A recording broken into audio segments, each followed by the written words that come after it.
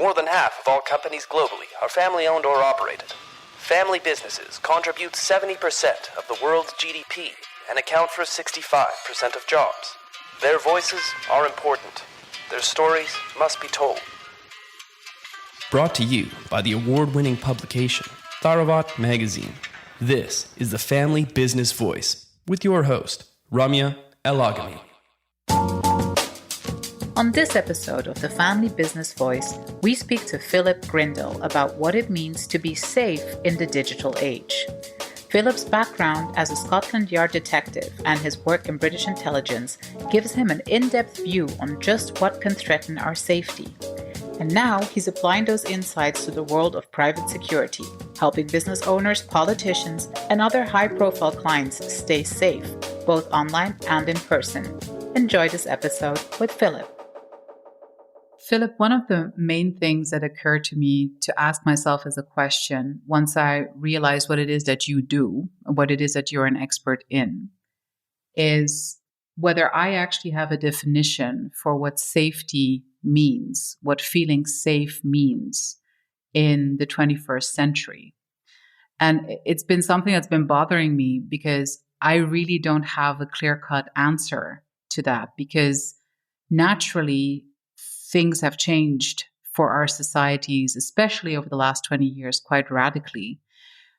And I never really bothered, I think, to take the time to define how that impacts our sense of safety or what makes us feel safe in the broader picture, now that all of these channels are available to us. So I thought that might be a really nice way for us to start our conversation at a more philosophical level, I guess. I think safety means different things to different people.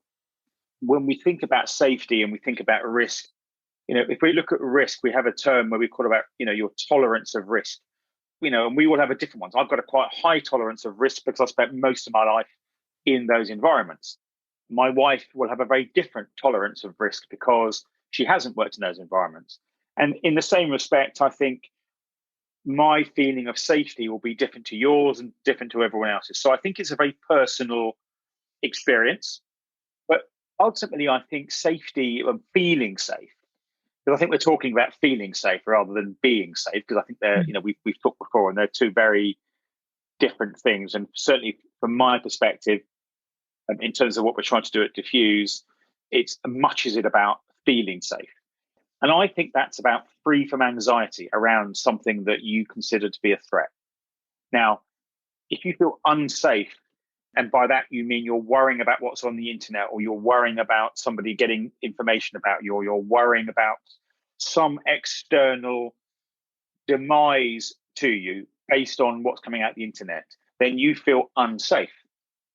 And I think if you therefore don't have those experiences, and therefore you're not worrying about somebody approaching you in the street, you're not worrying about somebody sending you something horrible on the internet, you're not worrying about there being personal information out there about you, and when you open your door and you walk out, there's no change of emotion in terms of you're not suddenly becoming really vigilant, then that is going some way, I think, to feeling safe. So I love that you made the distinction between feeling safe and actually being safe.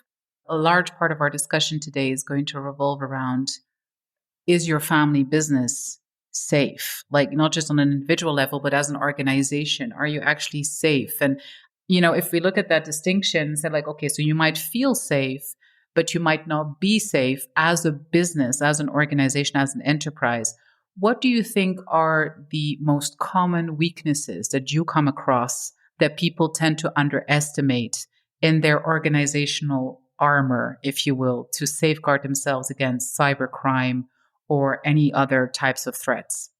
The key difference, I think, that it's probably worth talking about is what we do at Defuse is we're dealing with humans. So when people talk about cyber, they often think, what comes into their mind is technology, and they're thinking about hacking and viruses and all those sort of things. And they are all genuine and real threats, and things that certainly in terms of private offices and organizations are a very significant concern. But if you take a step back from that, at some point, there is a human involved. There's a human at one end who is sending all that sort of stuff or switching it on. And then there's a human at the other end that is allowing it in by either doing something silly, like opening a link that they really know they shouldn't do, or otherwise. And so what we deal with is humans. Very often I see businesses operating on a perspective of compliance as opposed to risk. And I see this particularly when we're talking about recruitment and management of staff. So when people recruit, they go through a due diligence process. And what they're really looking for, if they're honest with themselves, is kind of confirmation of their own decision. They're looking at, does that person's CV and LinkedIn profile and references all match up? Now, very few people will give you a reference or give you the details of a referee, shall we say, that's going to be negative. So, generally speaking, you kind of think, okay, well, what's the value in that, actually? We look at references and we look at that process from a risk assessment perspective. So rather than when this person said they've got a master's degree in X, Y, and Z, have they? We're looking at what threat or risk does this person pose to your organization if successfully recruited? Now, some of that may be something they are not aware of. To recruit a senior executive is an expensive process. And also you're going to pay that individual, a healthy salary and bonuses and what have you. And you're going to entrust into that individual the reputation and success of your organization. So why would you not want to actually know more about that individual? Not what they've told you, but what actually is out there. And even sometimes what they don't know. So we look at it from a perspective of, okay, well, let's look at the relationships this person has. Let's look at the kind of network analysis of who this person is connected to.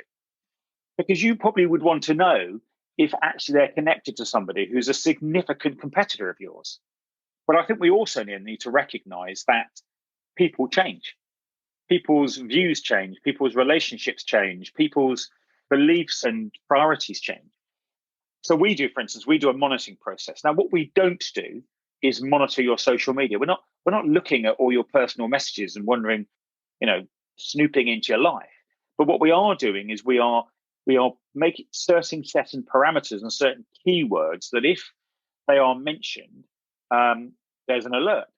Not because you're necessarily going to take it down or anything else, but again, it might be that somebody's retweeted.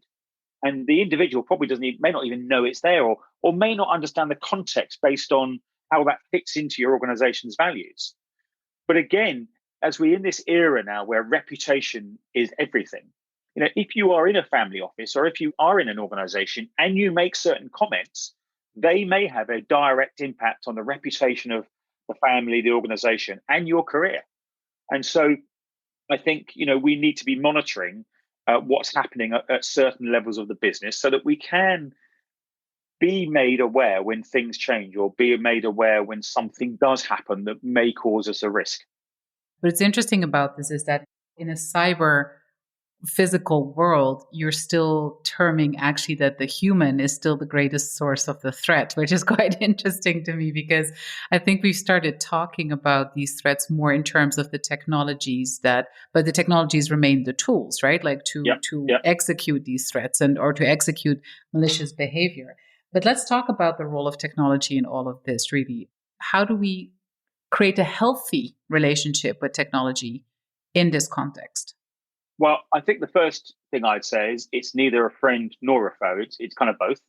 And I go back to my point about it depends on people and how people use it. And I'm not saying we shouldn't have compliance. We should have compliance. Absolutely. Governance and compliance are key aspects of any successful organization. And so some of those aspects come into this bit around governance and compliance of how we use technology. And so, for instance, there's some really simple things like, we go to conferences these days and sometimes you see people giving out branded memory sticks. No one should go near them. No one should ever pick up a memory stick and put it in your computer, but people still do. And, people still click onto emails, which are in the junk file.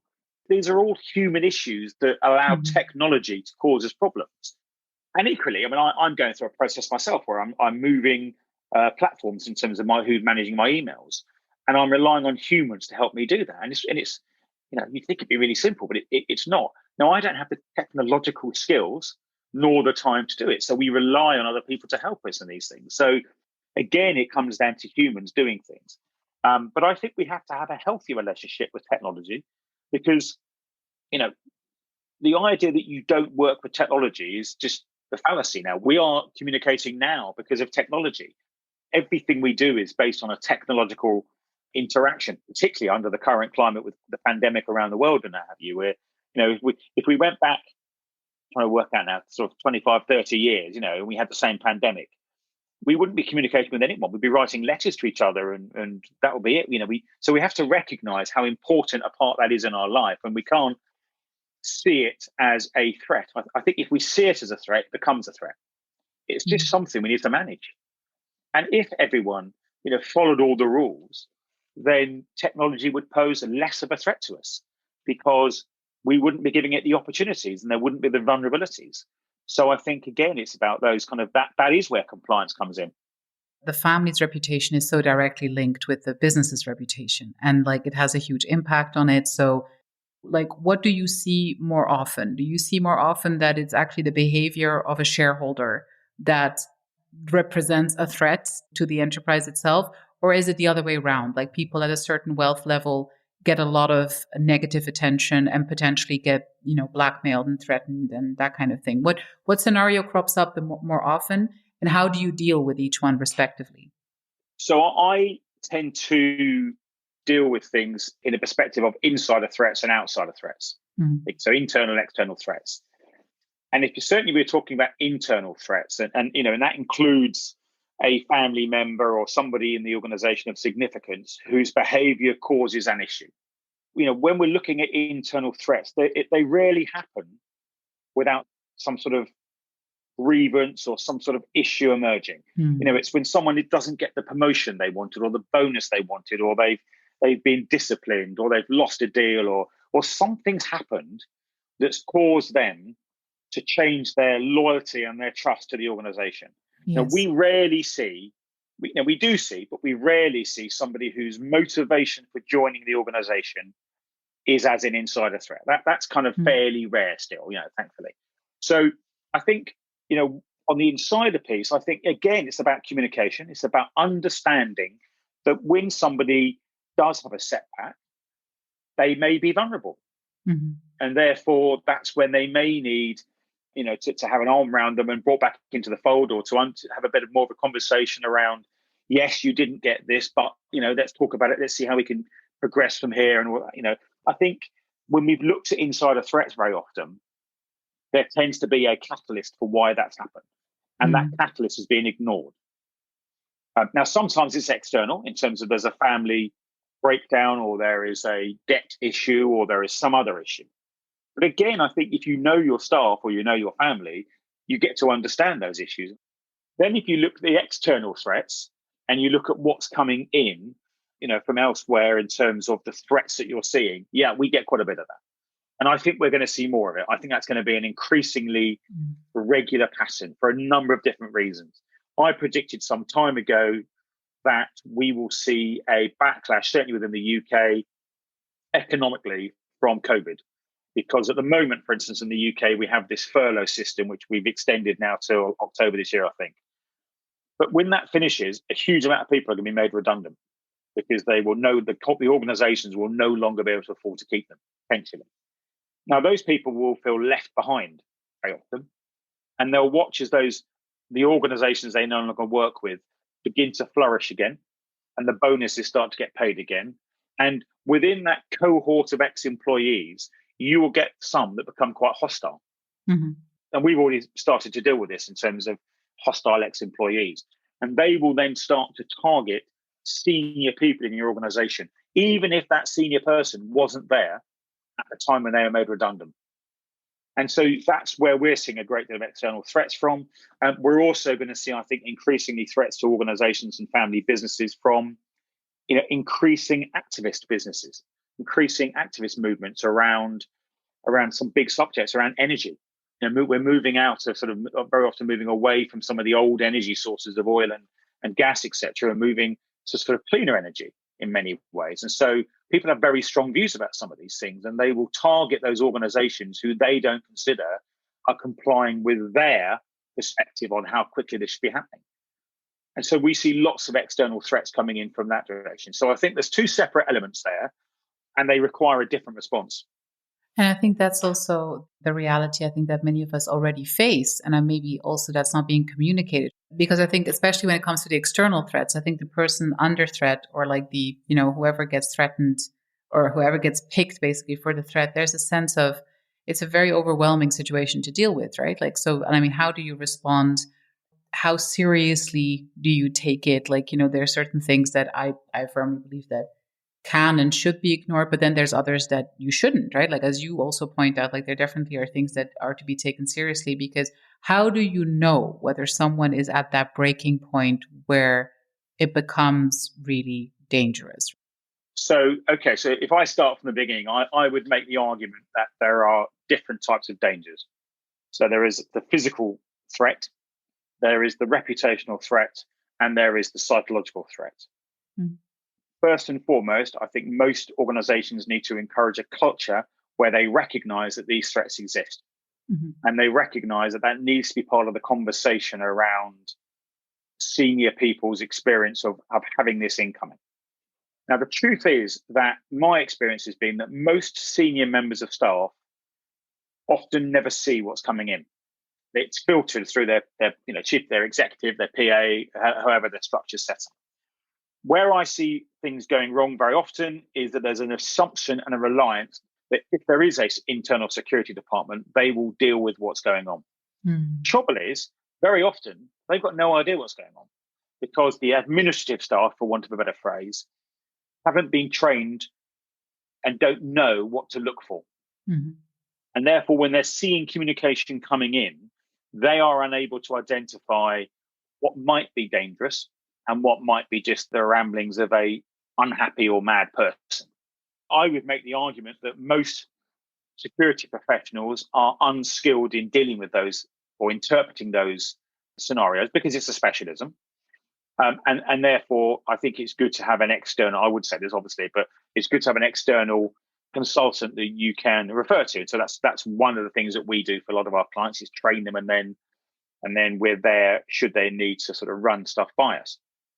But equally, I think, I don't know how many businesses have a genuine kind of risk register in terms of, are you registering, for instance, if you're receiving communication from the same person all the time or several people, is that appearing on your risk matrix? Mm-hmm. Because they may pose a risk to your organization reputationally. Now, sometimes you might have to reach out and compromise and actually deal with whatever their grievance is or have that conversation so that you can see whether you can pacify them.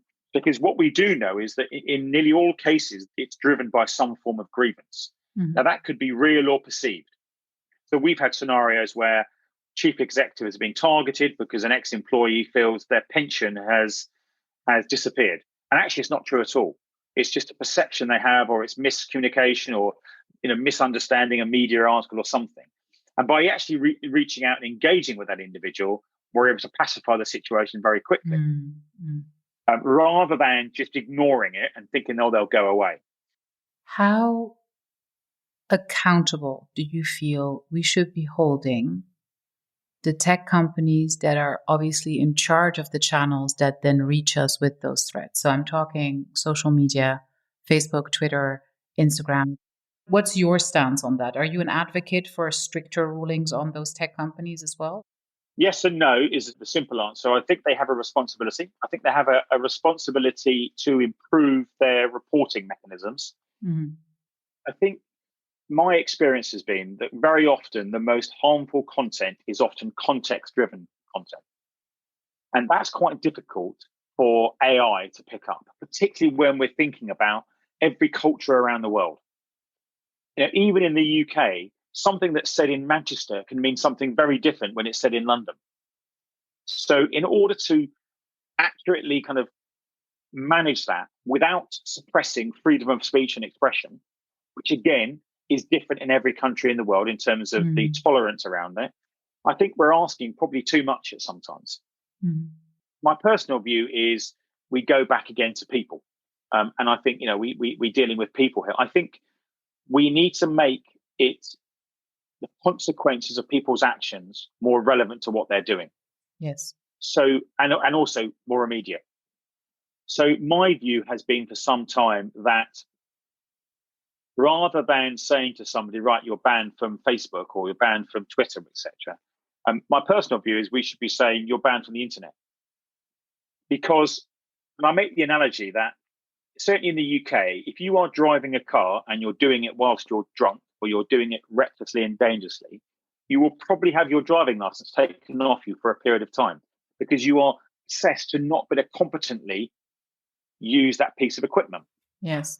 I think the same should apply on the internet.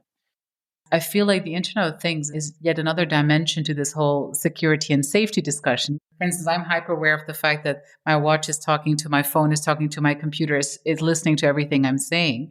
Yeah. But I also know that a lot of people actually aren't and are not aware that this has actually started happening to them. They're not aware that they're being listened to. So what do you think is the important shift in our societies that we have to make in order to deal with this responsibly?